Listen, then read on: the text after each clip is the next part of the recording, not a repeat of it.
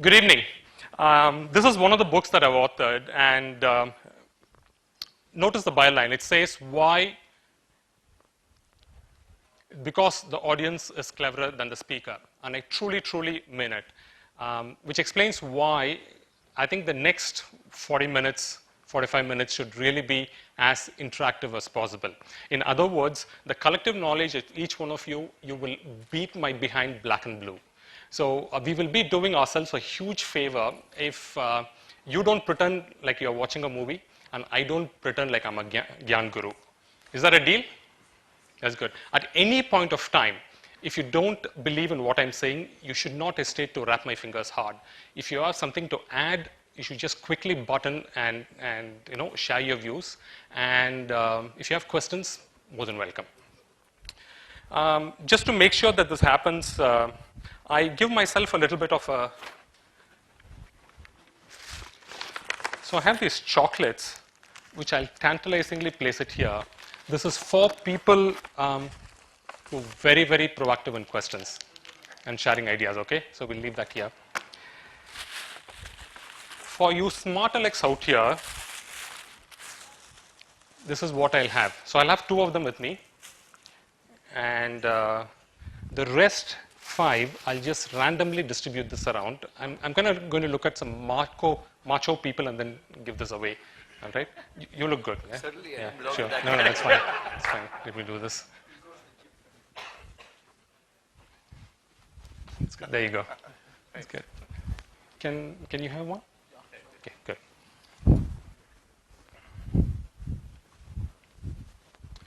Kuri has to get it. There you go. God knows why. Yeah. Okay, so the idea is that if at any point of time you find me boring or me yapping, I think you should just make good use of this. I'll tell you what, for those of you who have, you just squeeze it and see, it is soft. But when you throw it, it will hurt, right? So I'm going to have some for myself, just to be on the safe side, and you guys should use. And if I find anyone sleeping, right? So this is just, I'll have this as well. I'll keep walking around. And this is crowdsourcing, right? So I want all of you to take your phones out. Can you do that, please, for me? Everyone. Take your phone out. Most of you have your cameras. Find anyone dozing nearby. Quickly take a snap because we're going to be showing them on the screen at the end of the show. Special prizes given, really. And how many of you have heard about TED? Raise your hands. How many of you, I presume most of you would have seen the talks as well. How many of you had the chance to go to a TED conference, not a TEDx Chennai, but a TED conference that happens in Oxford or the one that happens in Long Beach, California? That's 1 out of a crowd of about 100 people. TED is an obnoxiously expensive conference. It's also the most kick-assest conference that I've ever been to. Do you know how much it costs? $6,000. That's about 2.7 lakhs for a 3-day conference. Extremely expensive, but amazing content, awesome people. Now, honestly, how many of us can afford to be out there? Probably not. That's exactly why no one really knew about TED for over 20 years. TED has been in existence for 25 years. For the first 20 years, the only people who came to know were the guys, the super rich or the super achievers. In Monterey, California, there is this 450-seater auditorium where they invite exactly the same number of people year after year based on their super achievement. They would have amazing time, great speakers, inspired, but unfortunately everything would die within that auditorium itself. And then a guy called Chris Anderson came on board, took ownership, and in the year 2006 decided to do something very unique. But before that, these are some of the people who were there, and that's the auditorium I'm talking about. And he did something almost unimaginable. He decided to give all the talks away for free. Now just imagine. The 450-seater auditorium was chock-a-block and they couldn't take in any more. Hence, they moved away from Monterey, California to Long Beach, California, which has a seat of 1,200 people. And it's just amazing amount of people coming in. The 1,200 seat also got filled up. Hence, they had to take another one about 100 miles away. They would take a complete resort, turn that into a kind of a TED place, and they will live stream TED happening, and they would again get in about 500 people out there, each paying about $3,750. The conference is making so much money, and then the guy decides to do this. The day after the conference, the first day of the conference is over, the videos of the speakers are put up online at TED.com. And slowly, week after week after week after week, they start releasing those videos out.